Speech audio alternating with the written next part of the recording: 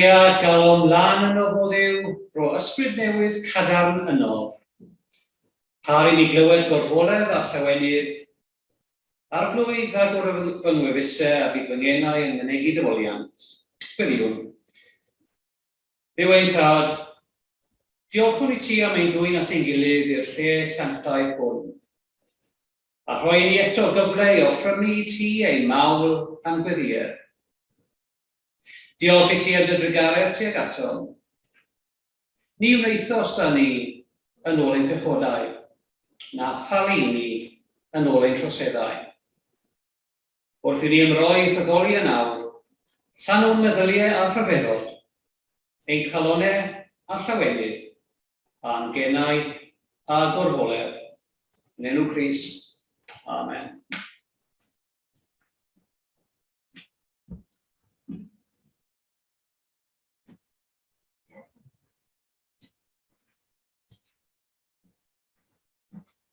Bore, mae heddiw, gallai rhaid eich bod yn Sul yr Hinsawdd. Sul yr Hinsawdd, ac offwn i ddarllen emyn i chi ar testyn Sul yr Hinsawdd am ddangosod yn Cennan rhywbeth enos yn ôl, gwaith Eirian Dafydd. O luniwr y ddeiar a harddwch sir a chynnyrch benyddiol ei holl eirau wir. Dy gread yn geilw i newid yn ffyrdd, a byw mwyn i ddidod i ddeddau byd gwyrdd. Wrthyled fforestydd yn wenfflam dros dair, a llyriant ein bywyd yn llygru yr aer. A chnydau yn crino, cydnabod nawnawn i'n fethu gofalu am deiddo yn iawn. Ein chwant ni cywythol sy'n llethu dy fyd, ac ochau'n yn uchel na'r cread i gyd. Ni allwn o'n gwydo ac ydi ferhau gan deisig na ddeiad am beri'r fath lai. A'n deiar ar drengi, a'n sbwriel yn staen dros doler cefnforoedd, yn biliwn oedd flaen mewn gweddi am gymorth wrth i ni ddehau am adfer y gread i lendi i greu. Yn ymlaen gan gannu'r emyn 48. 48. Molianwn ein tad yn y nefoedd, cynlluniwr y cread i gyd. Creawdwr y ser a niferoedd, cynhaliwr holl bywyd y byd. Ei enw sydd fawr drwy'r deiar, drwy'r nefoedd a'r llawr. Myned plant-dynion i tholi yna.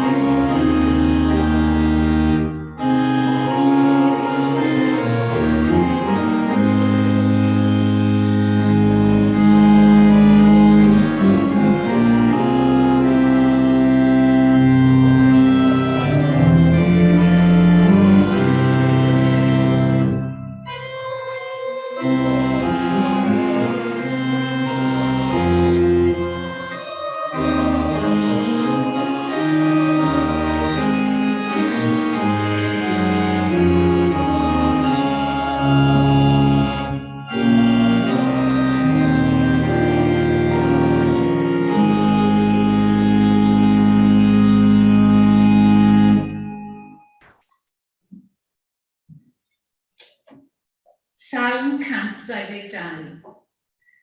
Yr oeddwn yn llawen pan ddywedasant wrthyf, gadewch i ni fynd i di yn arglwydd.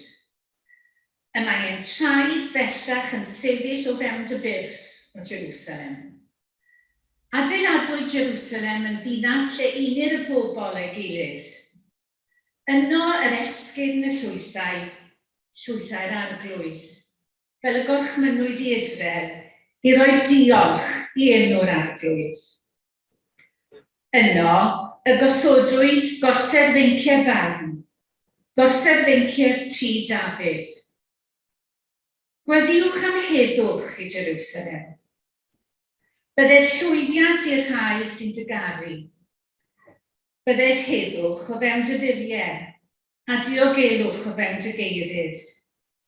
Mwyn fy mrodyr am cyfeillion, dywedaf, byddai'r heddwch i ti. Mwyn ti'r arglwydd ein Duw, ceisiaf ddeioni i ti.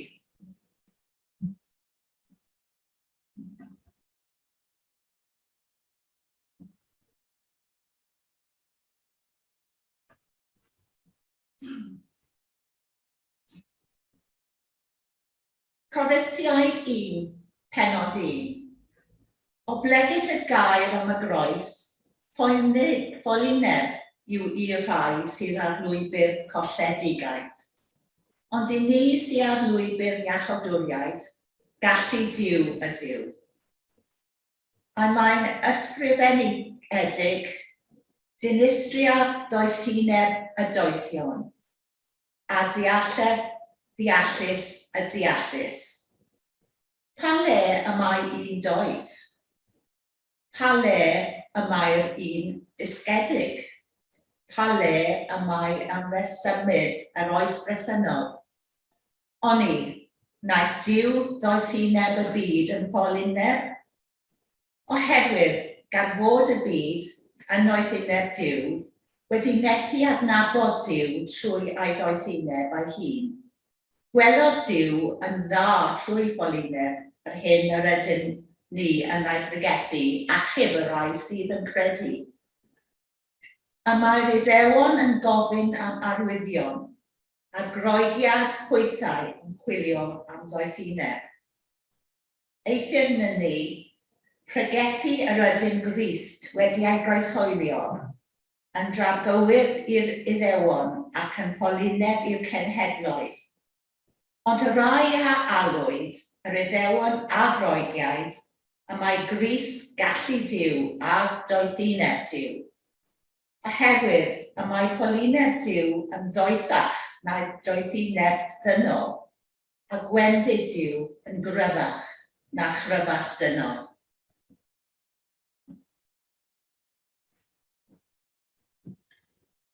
Cydgan yr ail emyn, sef 394. Arglwydd pob gobaith ac arglwydd pob hoen, na threchwyd y ffydd ganna gofal na phoen. Bydd yma pan godwn, a dyron rhydd y lawenydd i'n calon ar doriad y dydd. Arglwydd tiriondeb, dywelwr y don, dy lais draw ar baln papo brawd yn ei bron. Bydd yma pan hinwn, a dyron rhydd dan neddeg i'n calon ar derfyn y dydd, 394.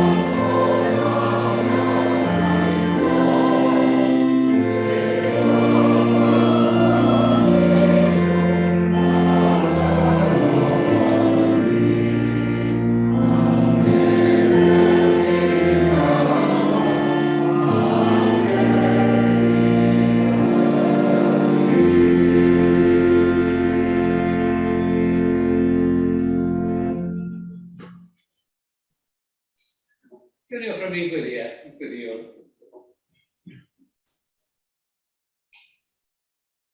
At pwy yr awn o dad ond ata ti. Gen I ti y mae geiriau y bywyd tragwyddol. Cyfarfoddwn yn enw Duw arglwydd y greadigedd. I offrwm iddo ei mawl am diolch.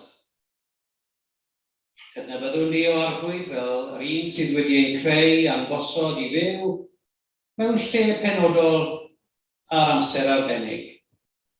Yn rhan o'ch greadigedd, yn rhannu dynoliaeth gyffredin a'ch bobl. Offrwm I ti yr addoliad sydd yn ddyledus I ddelw.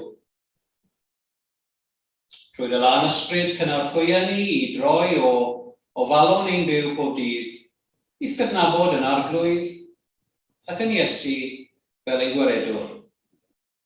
Gofynnwn am arweiniad a goleini'r ysbryd glân ar ein meddyliau a'n calonau, fel y gallwn ni wrth addoli derbyn o'r newydd.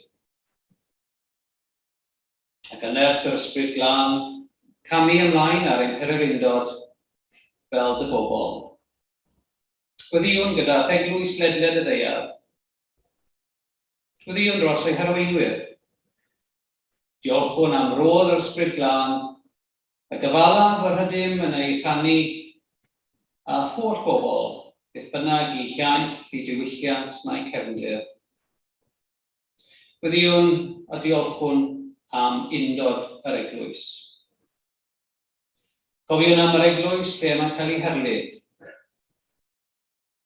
Cofiwn yn benodol am Gristnogion yn wledydd y dwyrain canol ar hyn o bryd.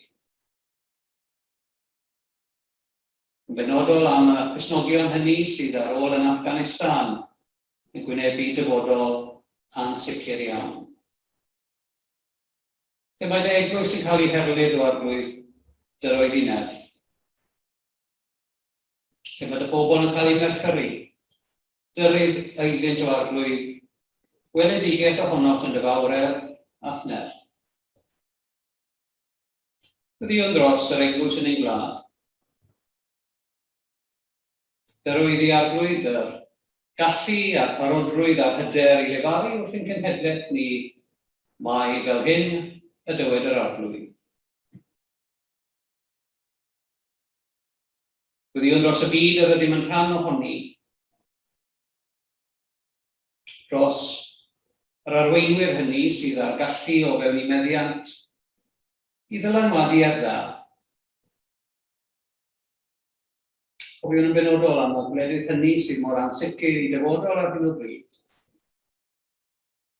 Dyna'r arbennydd o arglwydd ar bob un sydd â'r gallu o fewn I feddiant I sicrhau diogelwch, I geisio cymod ac I adeiladu tangnefedd. Gwyddiwn dros yr arweinwyr hynny sydd yn byw bywydau cyhoeddus ac yn dylanwadu ar ein byw pob dydd yn y wlad hon. Gwleidyddion ar wahanol lefelau. Os y bobl hynny sydd yn lliwio y farn gyhoeddus, rhai sy'n gweithio ym myd y cyfryngau neu newyddiaduraeth.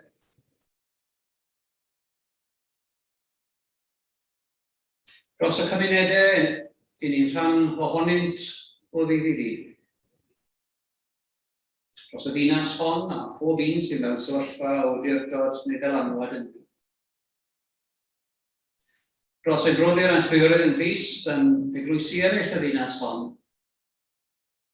A dros dystiolaeth Eglwys Crist yn y lle hwn. Dros fywyd ac addoliad, ein heglwys, ein cynulleidfa, ac fe weddion dros bob un sydd mewn unrhyw ffordd yn gysylltiedig â fi. Ar ddechrau cyfnod newydd ac ar ddechrau tymor newydd, fe gofiwn am deuluoedd, plant yn dychwelyd i'r ysgolion, gwyddion dros y rhai sydd yn dylanwadu arnyn nhw, I athrawon, i'r rhieni, Os y rai hynny sydd yn symud i ysgolion newydd, neu'r myfyrwyr yna sydd yn symud ymlaen at gam nesaf yn ei bywydau. Unrhyw un sydd yn dechrau ar lwybr newydd ar hyn o bryd. Parhawn i weddio dros bob un sydd yn gysylltiedig ag ysgafnhau effeithiau'r pandemig, dros y rhai sydd yn gweithio ym myd gwyddoniaeth meddygol, gweithio yn ysbytau am canolfannau meddygol lleol, a phob un sydd yn dioddau yn sgil y pandemig. Cofion am bob un sydd yn mynd trwy gyfnod o newid, cyfnod o brawf,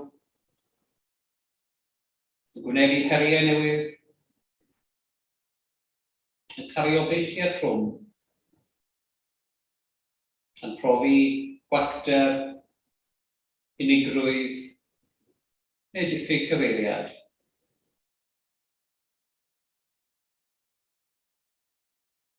Cyffeswn ein methiannau a'n gwendidau. Y geiriau hynny sydd yn groes i ddymuniad ein harglwydd ar ein cyfer a'r gweithredoedd hynny sydd yn groes i'w ewyllus ef. Ac wrth gyfaddau ac wrth gyffesu. Wnawn hynny yn hyderus ein bod ni'n troi at Dduw sydd yn cynnig yn Christ ei ras i dreigaredd a'i fyddeuant atom. Offrym hwn i wyddiau personol,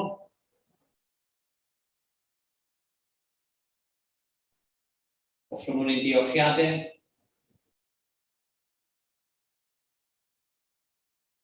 offrym hwn i'n ymbiliau dros y bobl hynny sydd yn rhannu yn bywydau.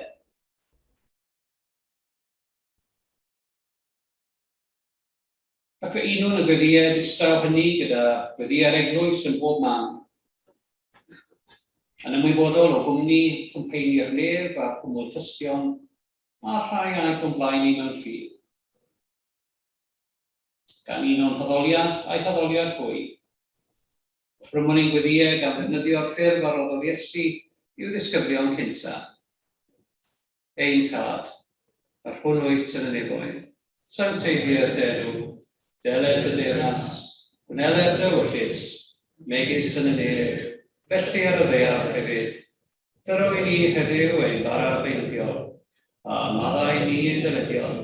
Dylem y ddew yn unnau i'n dyledwyr, ac nac arwain ni profedigaeth, eithir gwared ni rhag drwy. Gan eseiddo ti o'r deyrnas, a meth, a'r gofoniad, yn oes oesoedd. Amen.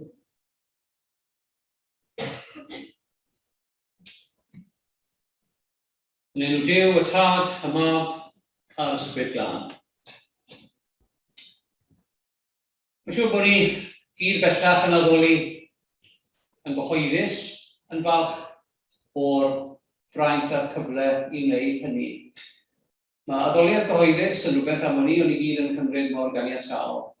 A rhyddid i droi fyny ar fore Sul, mynd trwy arferion a gwneud pethau ni wedi gwneud gydol yn bywydau. Pan dath tro ar byd newidiwyd ein trefnu, mi wnaethon ni ddarganfod cymaint o ffyrdd newydd i allu addoli a rhannu gyda'n gilydd fel Cristnogion yna yn y crwys ac i ni mor ddiledus i bawb sydd dros y cyfnod diwethaf yma wedi cyfrannu mewn unrhyw ffordd at y dechnoleg sydd gyda ni bellach yn y crwys. Rhywbeth sydd wedi bellach ymwreiddio ac yn siŵr ddaw yn rhan a fydd yn rhan o'n bywyd ni a addoliad ni yn ystod y dyfodol. Braint yw addoli, ac ambell waith i ni cymryd ein breintiau ni yn ganiataol. Os oes gynnon ni fraint, mi ddylen ni gwerthfawrogi y fraint. Mae yna gymaint o bethau yn bywydau ni'n cymryd mor ganiataol. Nerth a iechyd wrth uno o bore.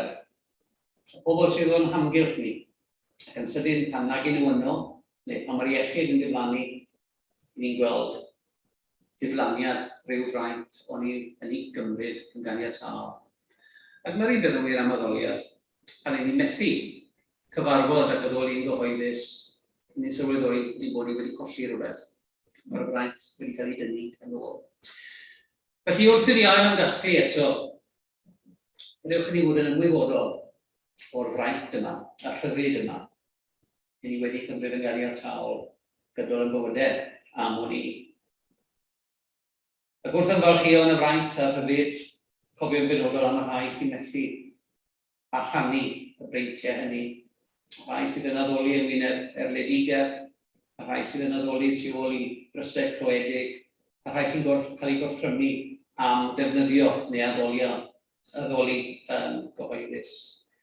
I ni byw mewn cymdeithas bellach sydd ddim, dwi'n credu yn neriniaethus sy'n ffydd o gwbl. Ond i ni'n sicr yn byw mewn cymdeithas sydd yn hollol ddifater ynghylch bethau'r ffydd. Ac mae pobl am flynyddoedd wedi sôn am y cyfnod ôl secular, post-secular. Dwi'n credu bod ni tu hwnt i hynny bellach, a mae pobl yn hollol ddi-hyd ac yn ddifater ynghylch materion bywyd ysbrydol. I ni, mae mwynhau y breintiau hynny a'i dathlu nhw yn gyhoeddus yn fraint. Mae addoliad hefyd yn ddisgybleth. Disgybleth. Rhywbeth i ni'n dysgu efallai yn ystod yn blynyddoedd cynnar. A mae'r arfer yn troi yn ddisgybleth. Ac heb y ddisgybleth yna, mae yna rhywbeth ar goll. A falle fel Cristnogion ni wedi colli golwg ar y ffaith bod addoli yn ddisgybleth. Mae'n rhywbeth anodd, mae'n rhywbeth i ni ddim yn teimlo bob dydd fel i wneud, ond mae arfer y ddisgybleth yn dod yn y diwedd yn hunan ddisgybleth. Ymateb i Dduw oedd addolwyr yr Hen Testament, yr Iddewon, yn mynd i'r deml o ran dyletswydd ac yn ôl gorchymyn Duw. Ac yn yr un ffordd, mae'r orchymyn yna yno i ni, i gydnabod ein craiodwr, i gydnabod ein gwaredwr, mae'r ddisgybleth hefyd o wneud hynny yn gorwedd ar ein sgwyddau. Dros y blynyddoedd, mae unrhyw ddisgybleth yn tyfu yn hunan ddisgybleth. A mae hwnna'n un o gryfderau mawr ein ffydd ni. Wrth i ni wneud pethau mewn tymor ac allan o tymor, yn gyson, yn enwedig ar y adegau hynny pan ni ddim yn teimlo gwneud hynny, mae'r ddisgybleth allanol yn dod yn hunan ddisgybleth ac yn ein nyffrymu i Dduw ar hyn a ddylen. Ac yn ola, 3 pwynt y bore yma, dwi'n ddim fel arfer yn cael pregethau 3 pwynt gennau. Braint, disgybleth, dyletswydd. Dyletswydd. Dyletswydd oedd y tu ôl i'r salm yn gwrando arno gynnau. Dyletswydd pobl Dduw yn ymateb i heioni Duw i tad. Dyletswydd yw ein haddoliad ni. Ac ni'n clywed cymaint yn ein cymdeithas ni am hawliau. Ac ni gyd yn barod iawn i ddynnu ein hawliau, neu ddynnu hawliau pobl eraill. Y gwrthgyferbyniad neu'r gwrthwyneb i hawliau yw dyletswydd. Ond dydyn ni ddim yn clywed ryw lawer am ddyletswyddau pobl yn eu cymdeithas, dyletswyddau nhw at bobl eraill. Mae'n haddoliad ni yn dyletswydd. Mae'n rhywbeth i ni'n talu i'n harglwydd. Mae'n rhan o'n offrwm ni. Mae'n dyletswydd ein bod ni yma. Fe'n eiriau o'r Llyfr Gwerin Gyffredin, ein dyletswydd a'n rhwymedig ddyled, i ni wedi ymrwymo i'r bywyd yma, fel Cristnogion.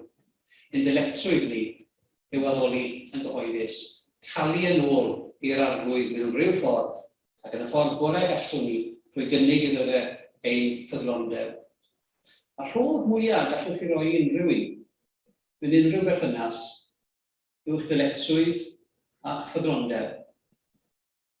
Ac wrth gadw dyletswydd a chynnig ffyddlondeb, i ni'n talu i'r arglwydd rhywfaint o'r hyn y mae wedi roi i ni. Braint i fod yma bore yma. Disgybleth. Rhywbeth mae'n rhaid i ni ddal ati a gweithio yn ei gylch. Dyletswydd. Yr cyfan yn gorwedd ar ein ysgwyddau ni i dalu i'r arglwydd am hyn ar ôl yr ef i ni. Yn enw Duw, y Tad, y Mab a'r Ysbryd Glân. Yn hyn nesaf, 49. Diolch i ti, yr holl alluog fyw am yr efeir sanctaidd. 49.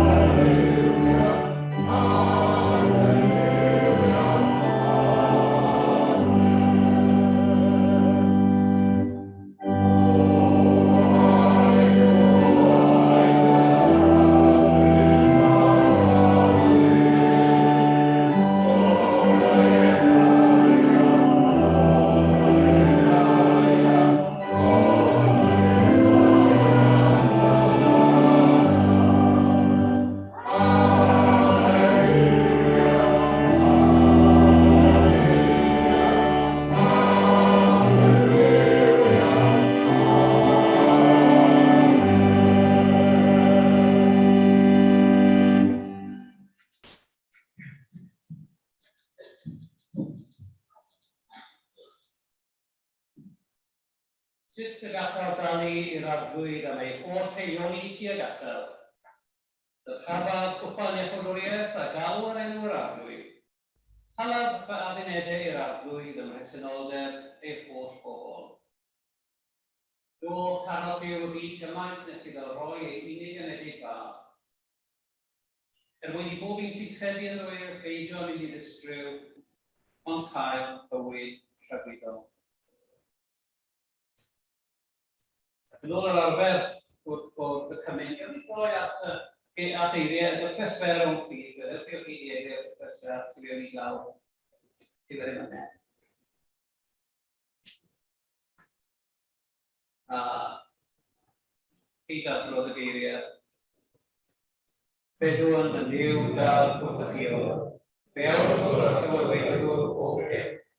Bedwn yn Iesu Grist, ei unig genedlaethol, ein cadw ei gael gwaith. Trwy rywyd, ei farwolaeth ar y groes a'r atgofodiad, ond byddol bechod y rhannau, gan fadau ni yn cyfodau, a'n cymodi a Dduw. Bedwn yn ysbryd glân, trwy ddweud am ein Grist yn gythrwyddo y gydwyd. Bedwn yn yr eglwys, ffordd, Grist a'r cymdeithas saith, yn yr ysbrydau santai, yn wedigogaeth y rai a'r sacramentau. Bedwn yn rhodiad teimlans Dduw, ac yn owaith gwynfydedig o'r rhoi trafnido, trwy agwyd Grist. Bedwn mae'n diben bennaf ni, ydy'r bobl eraill Dduw, mae'n dyrdd ac yn dda.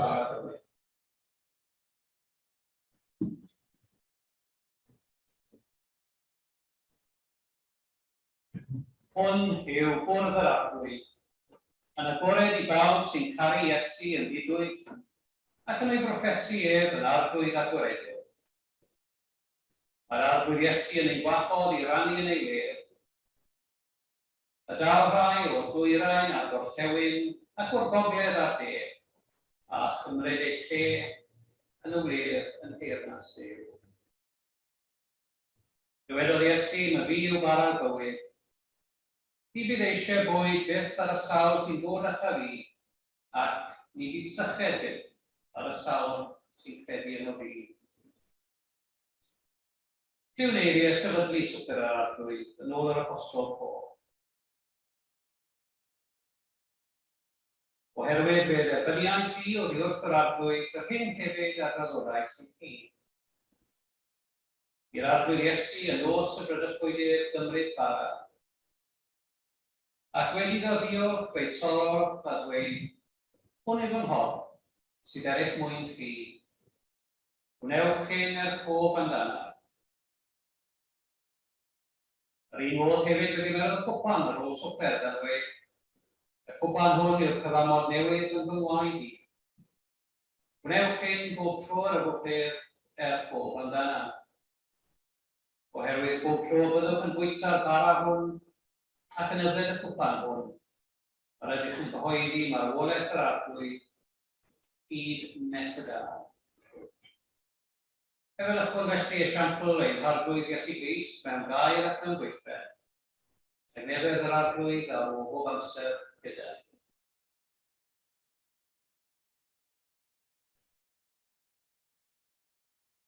Fe wni fudddo diolchymyn yr arglwydd Iesu Grist ac pob amdano a gwnawn i hyn. Ac hwn yn nos y brydysbwydydd ac yn erod bara.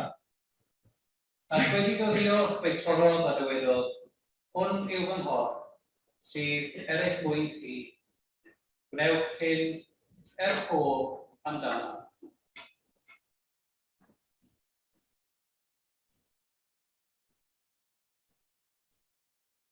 Yr un modd hefyd, fe gyferodd cwpan ar ôl swper gan ddywedyd, y cwpan hwn yw'r cyfamod newydd yn fy ngwaed i.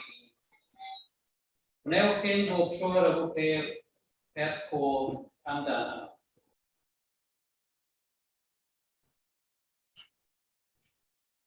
Oed yw sy'n dwyn y maith pechodau byd trwy garhaol ffyn. Iesu sy'n dwyn ein pechodau trwy garhaol ffyn. Iesu, iachawdwr y byd, dyro i ni dyda'n nefer. Yn un o'r adrodd, ymwneud ein harglwydd Iesu Grist, dewch yn ees o dderbyniwch gorff a gwaed ein harglwydd Iesu Grist a roddwyd drosodd, ac yn borthwch ar nwedd eich calonau trwy ffyr gan roddi diol.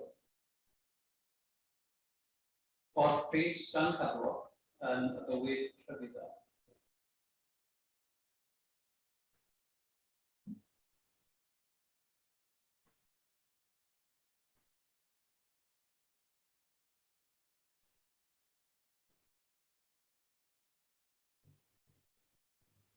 Gwaed Crist, a'n cadwoch yn y bywyd trefyddol.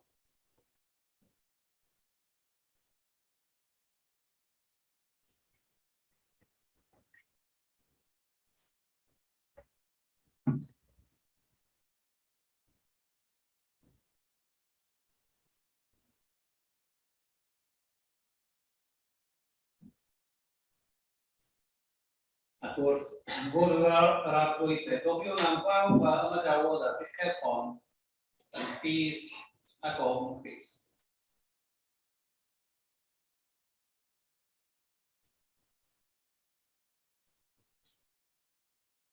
Gwiriwn, dad grasol, diolchwn i ti am ei bwydo wrth dy bwrdd ar ymgorff nefol hwn.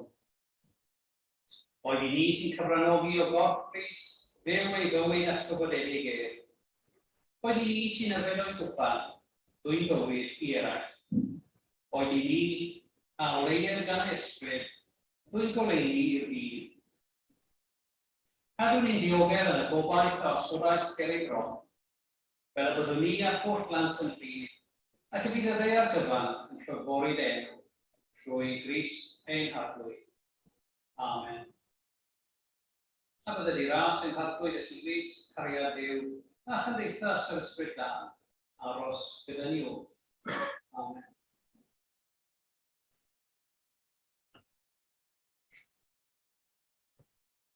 Yn hefyd ola, 614, dy law o ddew fi tywys dy braidd o oes i oes, A'r hanes sydd yn eglur I bawb gan cred am os.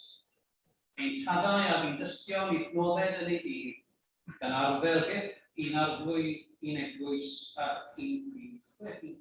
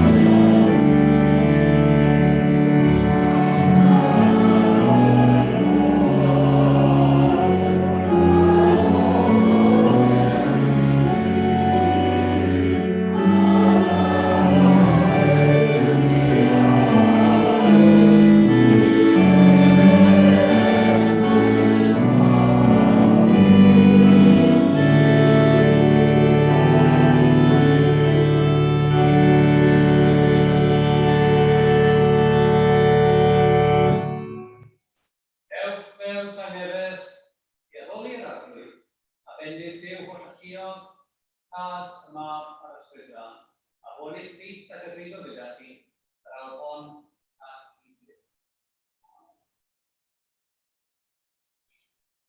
i